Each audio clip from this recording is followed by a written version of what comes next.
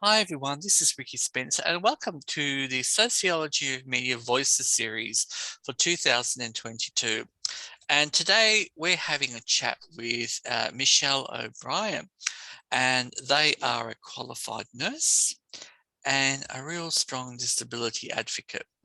Michelle today is going to take us through a journey about her own experiences, about particular situations that she's had to endure. And I'm not going to kind of set the scene so much because I think it's very important that we allow Michelle to speak within her voice, her lived experiences of disability, what disability inclusion is and what it isn't, ableism, and especially something which some of you may know about or maybe even write about, but sometimes not understand in the totality of invisible disability and what that means and its implication for well-being and accessing health care in Australia. Michelle O'Brien, it is a great pleasure welcoming you to the Sociology of Media. And tell us, Michelle, a little bit about yourself. Thanks for chatting with me today. So I worked as a endorsed enrolled nurse within the public health sector for approximately 6 years. Part of that journey was working in a rural setting, in a quite a large town, rural town, and then also within Sydney. Which was definitely an interesting part of it. And then I became quite unwell with chronic fatigue syndrome, which I was diagnosed with in approximately 2013. I was quite lucky. I actually had a doctor at the time who was well versed with the diagnosis and knew how to pick up on the differences between chronic fatigue syndrome and a whole bunch of other potential diagnoses of exclusion. So it only took me about 6 months to be diagnosed. However, I have heard of people going, 10 plus years without getting a diagnosis or having extreme difficulty getting a diagnosis due to biased opinions and misunderstandings about chronic fatigue syndrome and what the condition is and what the condition isn't. And what I can definitely say is the chronic fatigue syndrome is not fibromyalgia, and it is not, a condition that just makes you just a little bit tired. The perceptions in the media that are portrayed of chronic fatigue syndrome, in my opinion, are definitely not what the condition realistically is like to live with. There is an estimated 250,000 people in Australia with chronic fatigue syndrome, and it is further estimated that approximately 1/4 of all of those are housebound or bedbound. And by housebound, I really do mean stuck at home. For example, I haven't left my house in over 6 months. That is including for a doctor's appointment. That is including for to get a blood test. That is including to go to the shops. That is not because of COVID. That has not been a personal choice. It has been because I have been unable to leave the house because nobody has been able to help me organise appropriate transport to and from my doctor's appointments. And even if I was to, the ramifications and post-exertional malaise that I would experience from leaving my house for a doctor's appointment means that I would be severely unwell for anywhere up to about a week. Now, severely unwell for me means that I am in bed, will struggle to communicate with my carers and my workers that support me in both a verbal and written communication format.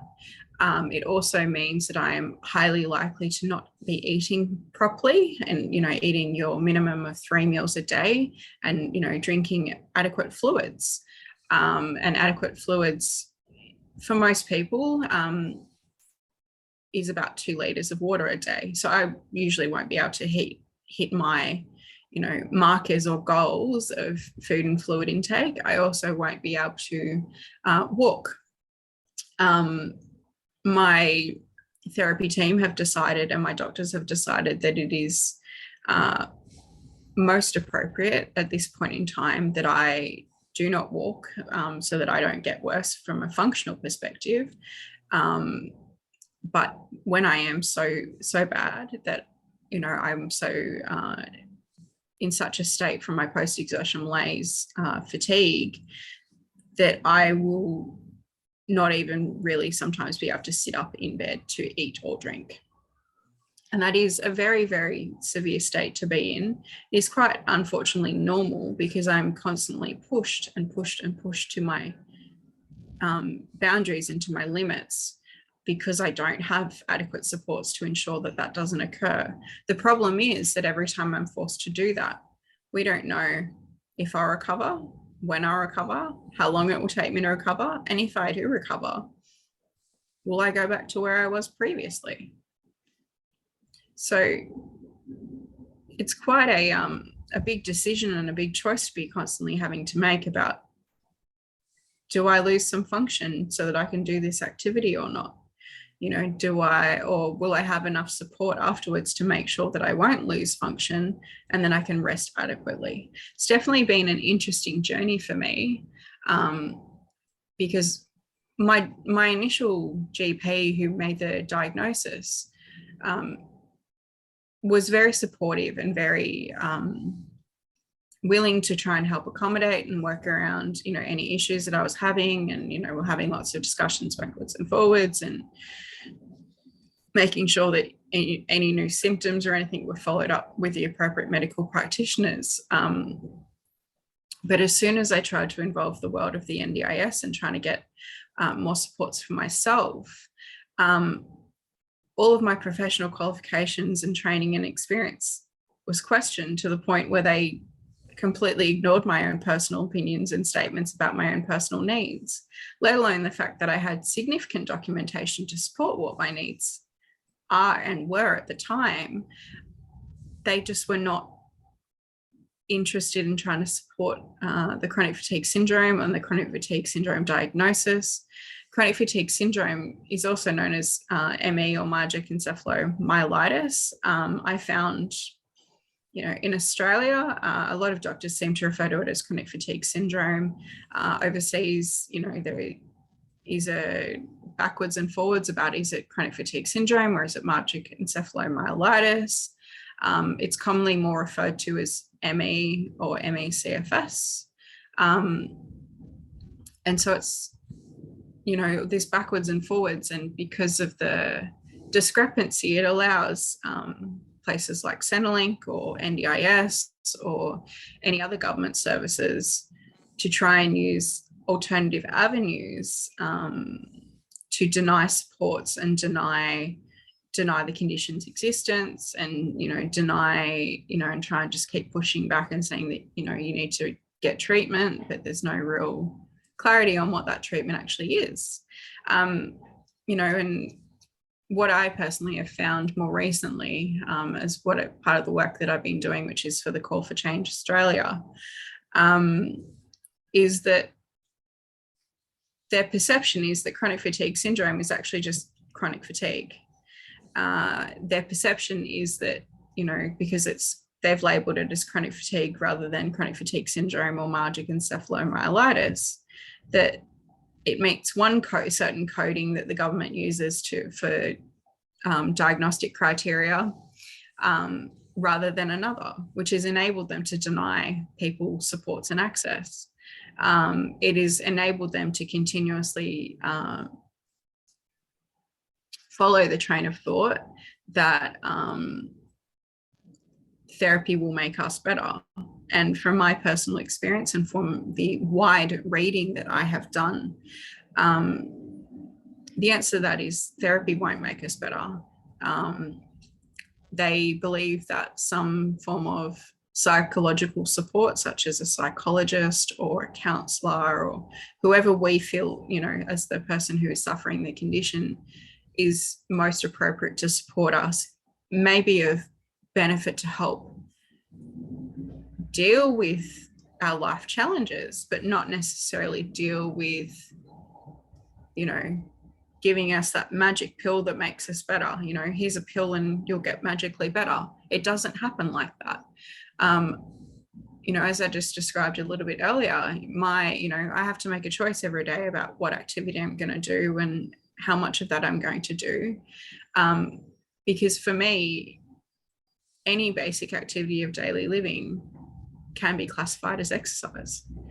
Standing, sitting, eating, drinking, showering, toileting, trying to make food, absolutely anything could be classified as exercise. And so, you know, when they come at this notion with us continuously about trying to do graded exercise therapy, how am I supposed to exercise beyond my capacity when we're currently determining absolutely any activity that you would normally do as part of your daily life is exercise for me? Because what that actually means is that the only time I'm not exercising is when I'm, you know, sleeping, effectively lying down in bed, not watching, you know, Netflix, not watching YouTube, not watching anything at all, just lying in bed doing nothing. It's the only time I'm actually properly resting, you know, whereas for most people, their resting time might be, you know, lying down on the couch or sitting on the couch and watching some telly, or, you know, if they don't like watching the TV because they're a millennial, watching some YouTube or some Netflix, or, you know, whatever it is that they like doing. Whereas for me, that's exercise. And I think, you know, the perception of the condition is quite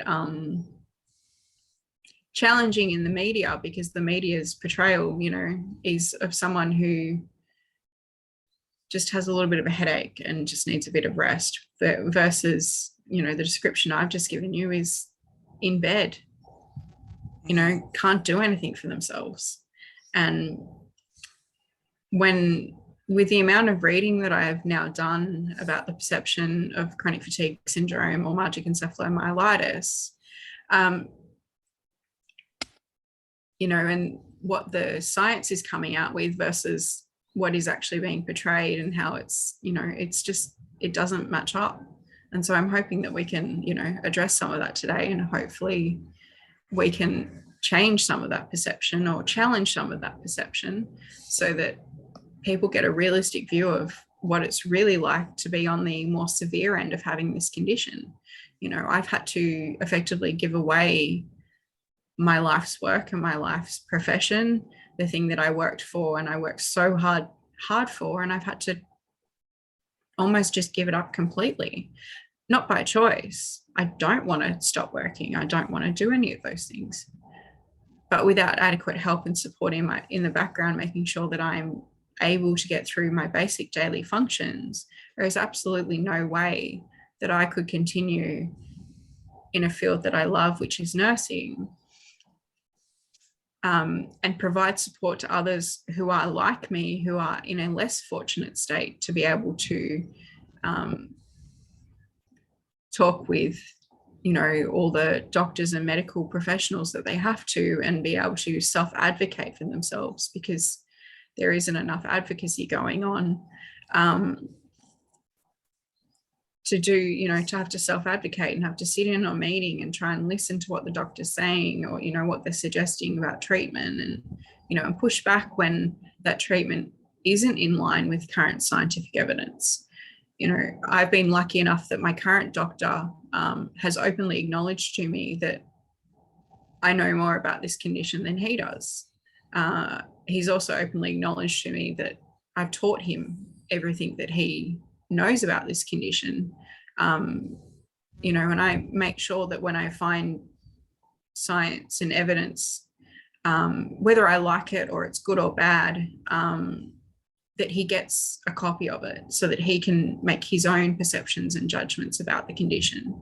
But he definitely said to me, like, he's learned a lot from me about the condition, and he didn't know as much as he does now, to the point where I would actually feel comfortable having people who are new to this condition go see him and, you know, engage with him as a patient, because he definitely acknowledges that it is a challenge, and he's prepared to go that extra mile for, you know, people that he can see are definitely trying their best to do what they can within their limitations, and, you know, he's willing to do things that are, you know, a little bit out of the box kind of thinking, I think, is probably what I'm trying to come up with. So yeah, I mean, my experience with this condition has been definitely challenging, because over the years I've just gradually gotten a little bit worse and a little bit worse and a little bit worse. And it's all because I've never had enough support from the get-go to make sure that, you know, my basic activities of life were being met, so that I could make sure that I was going to keep a roof over my head, food on the table, and make sure that, you know, I was able to keep up with the things that I needed to keep up with, you know, things like taxes or doctor's appointments, or, you know, all those types of things that some people take for granted. These are things that I now definitely struggle with. And given my, you know, my background, there is no reason why I should be struggling with keeping up with doctor's appointments, or why I should be struggling to keep up with, you know, anything medical or medications or anything like that. But what I definitely have learned is that people's perception on this condition is, you know, by them, you know, is from the media's perception rather than from a first person, or, you know, perhaps a third person perception where you have a friend, a very close friend or family member who does suffer from the condition. You know, a lot of people's perception in the media is that, you know, you know, a lot of people say, oh, I get tired too, but they really don't understand what I mean by when I'm tired. When I'm tired, I'm delirious, like constantly delirious, can't think straight, can't get words out, can't, you know. But, you know, they're saying they're tired and they've just got a bit of a headache, and they go lie down and they'll be fine in half an hour. I won't be fine in half an hour. I'll be fine in, you know, maybe a week if I'm lucky. But, you know, sometimes it can take months or years for people to recover. So hopefully we can address some of those perceptions today. That would be really nice. Michelle, some of the things you were describing. Ricky, I can't hear you. Oh, sorry. Can you hear me? Can you hear me? No. Okay. We'll try. Oh, hang on. I've just What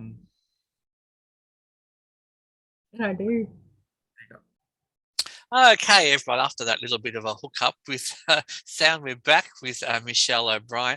Michelle, I wanted to now ask you, you've been describing a lot of aspects of the disability, but there's a term that in recent years has come more into fruition into the vernacular, and that is invisible disability. Perhaps could you explain that and in relation to what your lived experience is, and why it is quite it's one of those embodiments that you've experienced that's really does sort of stir up a lot of feeling and emotions within the community.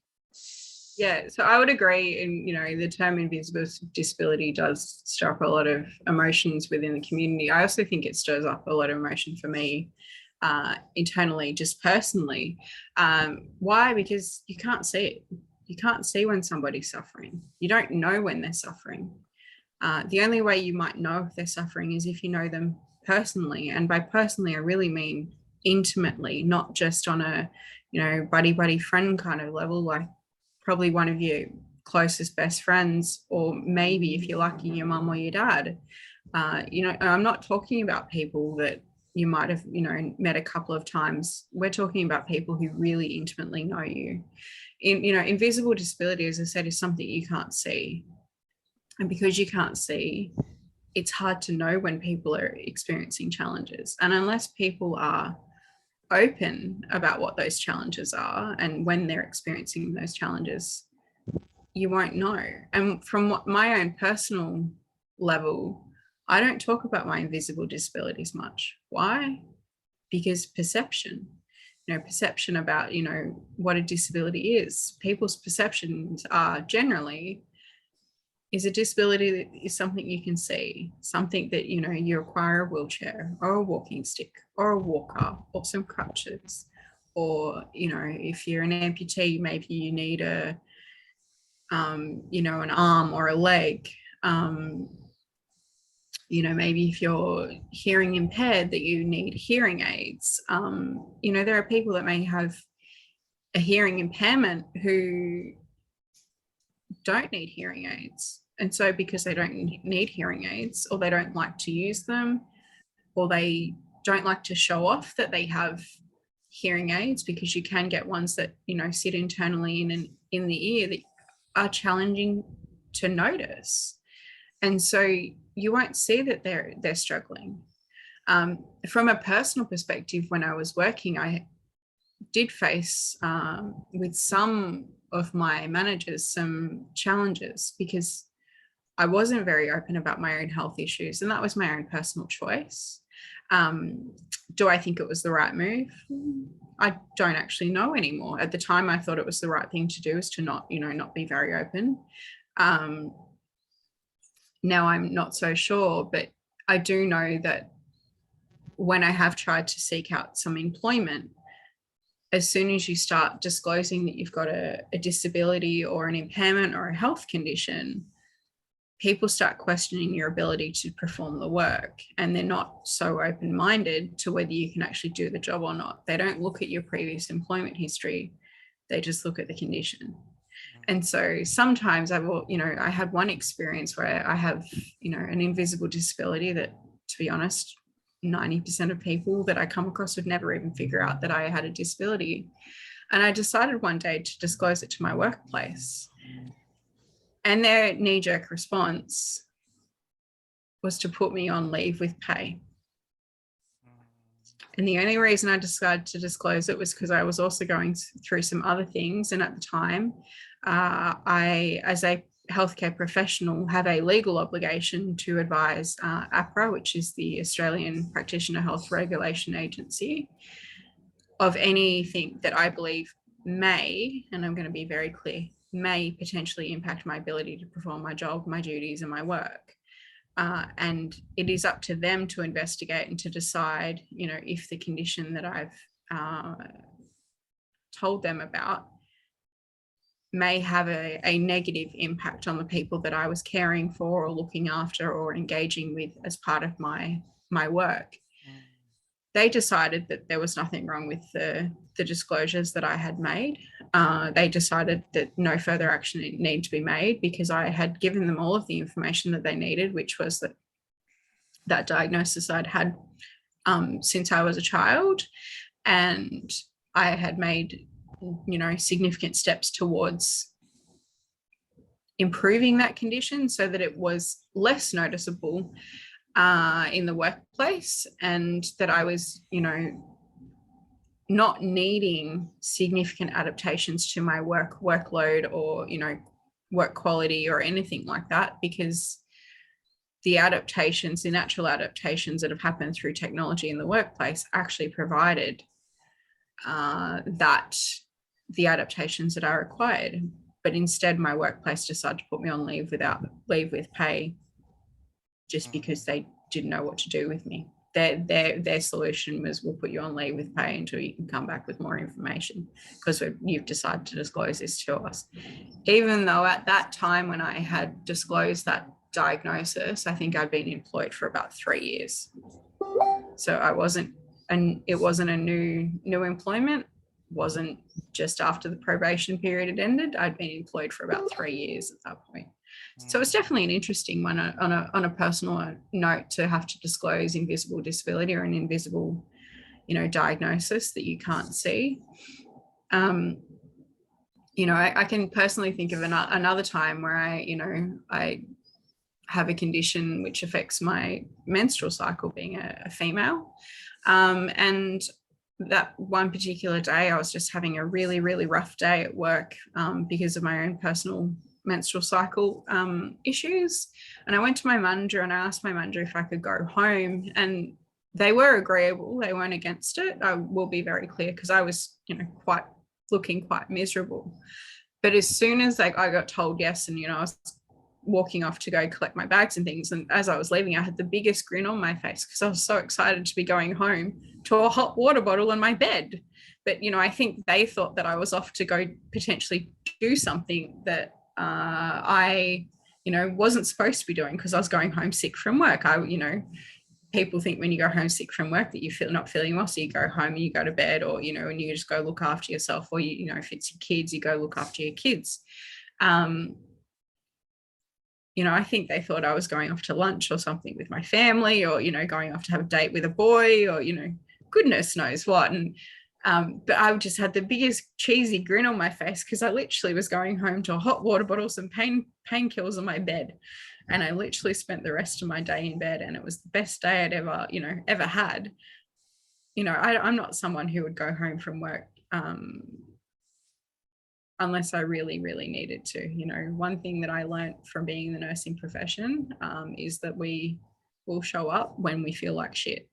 We will show up when we feel like crap, and we will drag ourselves up to the, nose house so to make sure that we can function and that we can provide care to those that are relying on us to show up to work every day. We don't show up to work even, half-heartedly. We realize that the job that we're in is a serious profession. People highly regard and respect us, and, and rely on us. People rely on nurses to show up so they can go to the toilet, and that they can have a shower, and that they can eat, and that they can, go to their doctor's appointment, or, whatever else it is that they need to do for the day. So people rely on us to show up and make sure that we show up on time, and that we do our job and we do it properly. And, that on that one particular day, it was really interesting. I never got given many questions about it, but it was definitely an interesting one where, I think they thought that I was, as I said, off to do something, which I definitely wasn't. And I think invisible disabilities is definitely something that we don't talk about enough as a community. We don't openly disclose to, a lot of people about the challenges that we are facing, whether it's mental health challenges, whether it's, a diagnosis that you can't see, such as, ME/CFS, or whether it's, something that is a little bit more sometimes easier to see, such as, Alzheimer's or dementia, or, they're definitely invisible disabilities, but sometimes people can pick up on them a little bit more because it affects your cognition. Or as I was saying, if you've got hearing aids and you can't hear yourself, or you can't hear the people around you, but people don't know that you've got hard of hearing, or, a little bit, hearing impaired or hearing challenged. And I apologize to the people in the community. I'm not very au fait with the exact correct words to say about, people that do have challenges with hearing. And I do know that depending on who you are, it depends on what words you like to use about your invisible disability, or what words you like to use to describe your condition, because everyone has a different way that they like to identify with that diagnosis, positively or negatively. People associate with a diagnosis in a certain way. And that's why I think also as clinicians, it is important that doctors and nurses get the diagnoses right, and right the first time, not the 10th time, not once you've seen half a dozen doctors, not once you've been to half a dozen doctors and they've got absolutely no treatment plan for you, but they want you to keep seeing them. That they get it right the first time. And when they don't know what it is, that they openly state, I don't know. I want to help you, but I don't know what the diagnosis is. These are the symptoms, and validate the symptoms and the experience, but be honest and say, I don't know, or, this isn't my area of expertise, and refer you on to someone who they think can help you, or if they don't know who to help, who can help you, that they continue to work with you to find the right person to help you.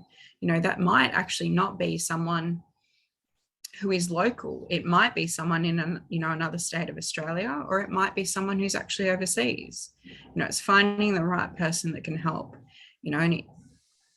and just acknowledging that they don't know how to help. And so therefore it removes the stigma of invisible disability. It removes the stigma of a diagnosis.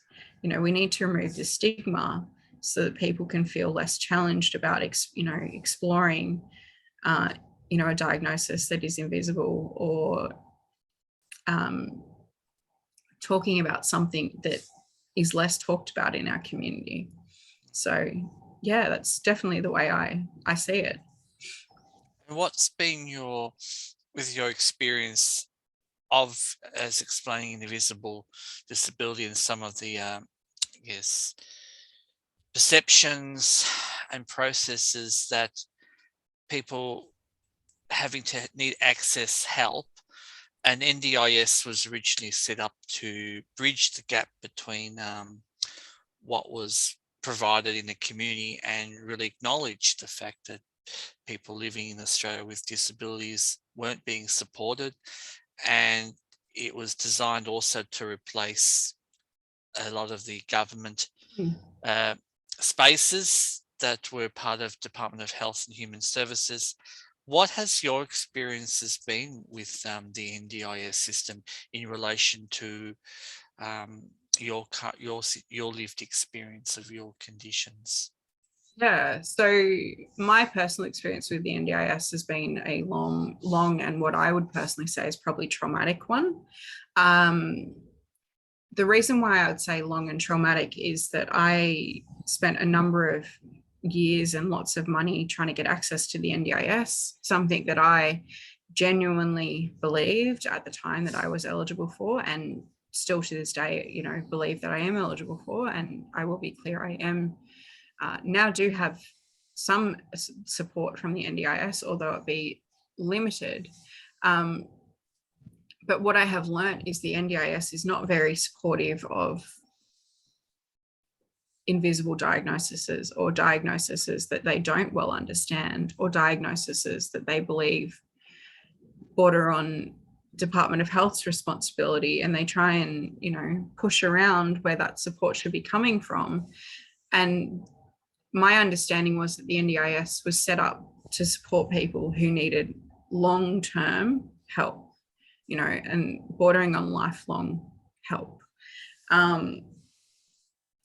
And a lot of people with conditions such as, Parkinson's or multiple sclerosis, or, ME/CFS do need lifelong help.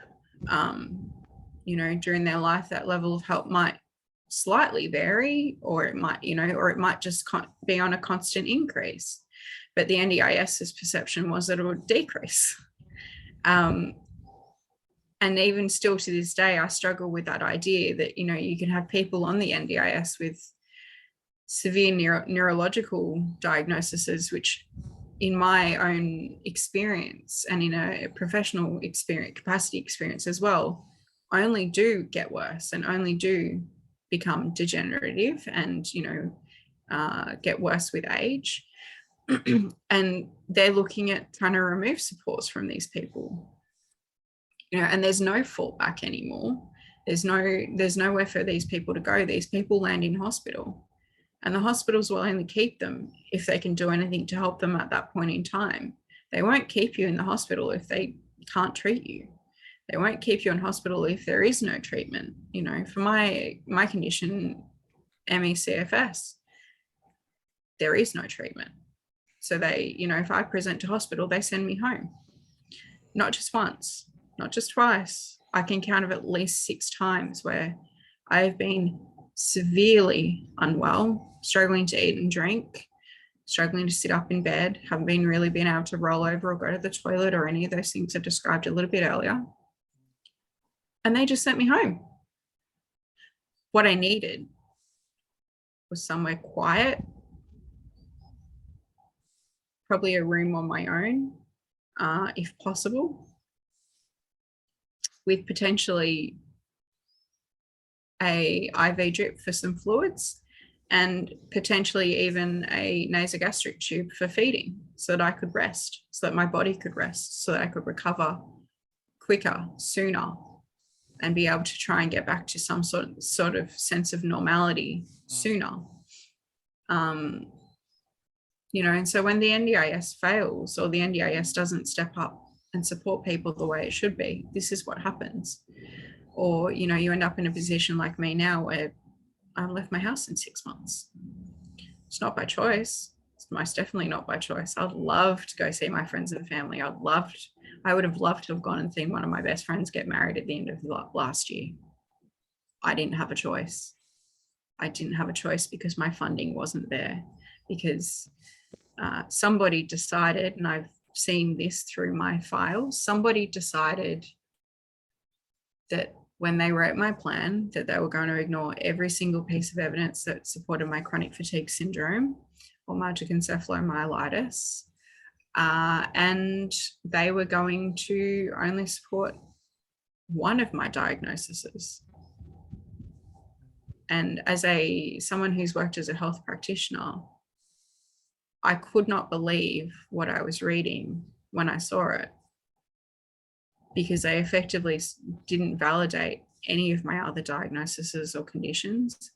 They ignored the amount of support that the complications of each diagnosis would need. And one thing I have learned is that, you know, through the information that I've been, you know, finding through the Call for Change of Australia, is that they like tick and flick boxes. They like tick and flick sheets. But, you know, if you're complicated, or you have, you know, needs that intertwine between each other, and diagnoses that are, you know, intertwine, you know, say, for example, if you're deaf blind, you know, they understand what it's like to be deaf, and they understand what it's like to be blind, but they don't understand what it's like to be deaf and blind, and what complications that makes for somebody in somebody's life.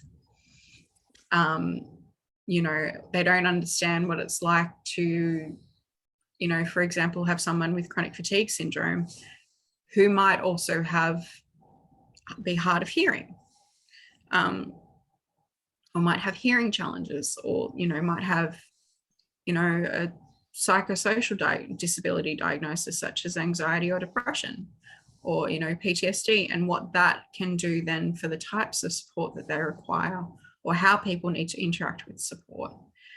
And how complicated that can mean. You know, if someone's got PTSD, for example, if their PTSD is because of an incident that occurred, you know, something may have happened and they might have been, you know, sexually abused. Well, you know, now they can't have, you know, a person who might look like, and that could be something, you know, their perpetrator. That might be something such as their perpetrator was bald, or their perpetrator had black skin, or that their perpetrator, you know, had pink hair, and so they can't have people in their home that meet that criteria. And it's not the person that's, you know, wanting to help and support, it's that person's experience, which then means it takes more steps for the supports to be put into place. You know, it means that someone's support coordinator, for example, might have to call or make contact with a company and say, okay, so this is my participant, this is what their needs are. You know, they cannot have someone who has black skin or has pink hair or is bald, just as an example, which then means it takes longer to find supports. It then means that that participant might need to have their support coordinator present when that new support is introduced into that person's home. It then might mean that, you know, that support then person needs to be there for a few extra times before they feel comfortable around this new person that's being introduced into their life. And So it takes those extra steps, and there's no consideration that there is extra steps that need to be taken. And it's not just, okay, here's your new support person. They, let us know how it goes, and, and they don't need any extra help. But no, they actually need more help, more support. And there's no allocation for that complexity.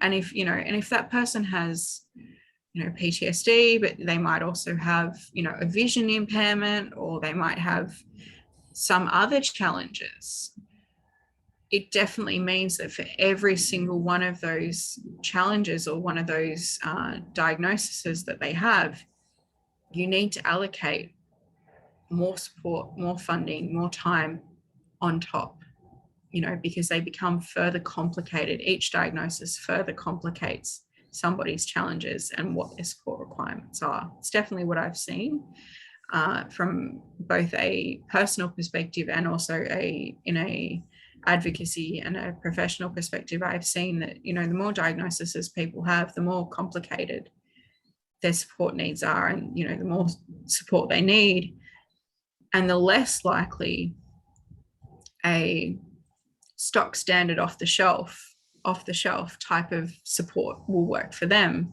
A stock standard off the shelf support worker, for example, might just be someone who's never worked in the disability industry before, is interested in joining the disability industry and trying to support somebody, but doesn't know about, trauma and trauma triggers. And so they need education about that. But then there's no forthcoming for that education. There's no budgets put together for that education. There's no easily identifiable way, to my understanding at the moment, through the NDIA, to see when there are further complications, or when there's, further need for allocation. That budget might not be an immediate, or it might only be a portion to say, hey, look, here's the support that, that we think you need. But if you need more, let us know, get some reports together and let us know. And then we can develop a budget that more will suit your needs. But, to even get to that point, you need a little bit of extra money in the first place to get to that point where you can get, where everyone else in theory can get to without that extra help. So yeah, it's perceptions of, invisible disability is definitely an interesting one with the NDIA. I've also learned that, a lot of invisible disabilities are generally, and I'm going to be very clear here in saying generally, suffered by women. And so women are underrepresented, through the NDIA and through getting that support. I don't think that is necessarily the fault of the females who are trying to access that support. I think that is a result of perceptions of conditions and how those conditions present and what type of support someone would need. I mean, I'm sitting here today, sitting up having a chat with you, and if I didn't tell you any of the things that I told you earlier, you probably wouldn't know the amount of help that I need. You'd just be guessing. You'd think that I just need a couple of hours, maybe help with cleaning my house and doing some laundry, but yet here I am, and I've described to you a scenario where, would be similar to the functioning level of a quadriplegic. That's how much function I have. I have very little function. And the only way I personally have been able to convey that message to my therapist is to get them to put that connection together about the amount of function that I have, being similar to a quadriplegic. I'm going to be very clear, it is not the same, because it is not the same condition. But a quadriplegic is, something that is visible, something that you can see. You can see that somebody can't lift their arm, or, can't feed themselves, or need help to, perform bladder and bowel functions. And as I said, I sit here today and you look at me and you go, there's nothing wrong with you. Well, that's because you don't know all my diagnoses. And I'm not going to sit here and list them all for you, because you don't, that's not relevant. But what you do need to know is that I, do need a lot of help. And, when the NDIA ignores professional reports and professional opinions and doesn't validate those reports and opinions and provide the support that those therapists genuinely think that person needs, all they're doing themselves is disservice and going to cost them more money in the long run. For example, I was having a chat to an occupational therapist last year. I think it was last year, might have been the year before. Anyways, and we're talking about wheelchairs and, expensive wheelchairs, $30,000 plus type wheelchairs. And we're going backwards and forwards about, do you put lights on a wheelchair or not? And the company that was present, that was, allowing us to use their wheelchairs as a trial and to, consider what the options were with those wheelchairs, basically said, well, if you don't add them now, it'll cost an extra $3,000 to add them later. If you need lights added to the wheelchair, for example, if you needed that functionality added. But if you add them now, it'll only cost like $500. So is the NDIA doing themselves a disservice and potentially costing themselves more money in the long run? I think yes. But that's because you've got people who are not nurses, are not social workers, are not physios, are not occupational therapists, assessing these reports and deciding whether somebody does actually genuinely need the funding that is mentioned. I think the clear message that I'm getting is that we really need to have more people who are in a privileged position to make work in NDIS spaces, to present research, to really kind of comes from exactly what you're saying in developing assessment tools that really align with the needs of the person within their own environment to access other spaces by people who are professionally skilled to understand the complexities of invisible disabilities. And it's not just a tick and flick situation, but it actually involves a real deep understanding of the lived experience and being able to kind of think, okay, where do you need to go from A to B, and how are the steps we're going to get you there, to kind of really have that into place. And for all health sociologists who are listening to this and considering research, this is an area that really is much needed, where we really need to really be in the foreground in developing tools, assessment tools, and really disrupting this neoliberalist approach to health deliveries, which have relied on the open market, which has caused all this undue stress and trauma to what you're facing. And I'm really hoping that from the messages that you have just given us in this podcast, that people will stand up and say, no, this is not good enough. We have to change. And you mentioned earlier something called Call for Change in Australia. Can you please tell us a little bit about that? And perhaps that's a way that people can want to do something today, how they can get involved with. Yeah, so the Call for Change Australia was an idea based off myself and somebody else that you've interviewed by the name of Andrew Bretherton.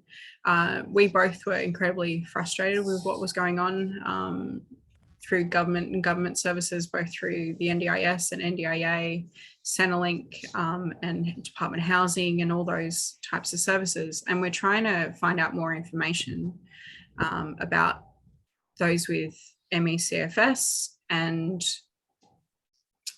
the experiences that they are having, and why we're struggling to get access to services and support, and why the views are of the government that are a certain way in relation to this condition.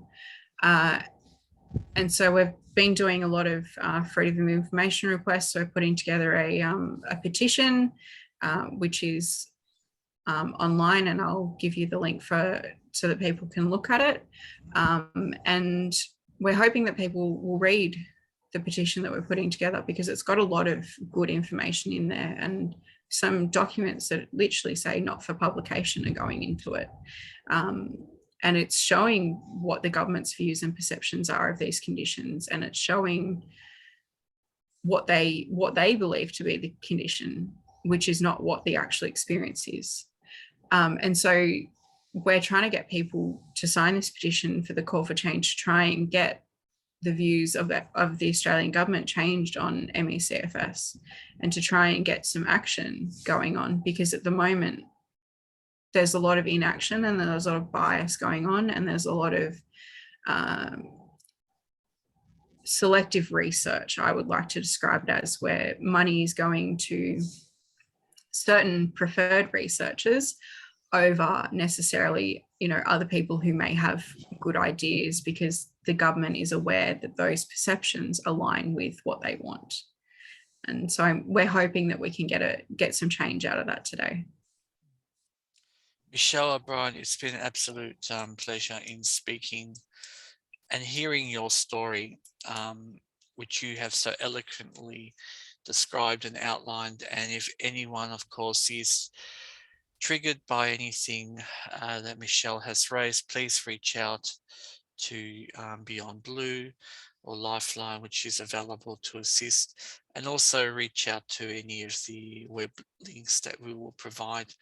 Remember that you're not alone, and reach out to communities and anyone who is being newly diagnosed. Again, reach out to organisations. They are available on Facebook and on the internet in Australia, and connect. And one thing within Voices we always do say is that community voices coming together is the first step in enacting change. And we really want to send a message that we must all disrupt ableism practices that are embedded in healthcare in Australia. And until we do that, we want to, Michelle has gone and is still living under constant stress and anxiety, and it really is not fair for when we have the virtues of quality of care and quality of life. This is an area that really doesn't live up to that expectation that the government keeps postulating out there. And with election time, please also write to your local member of parliament and ask them, what are you doing in this area? And how can they, what are you going to do as my parliamentary candidate to address this issue in concrete terms? And maybe that can start the conversation happening today. Thank you for your time, Michelle. Thank you.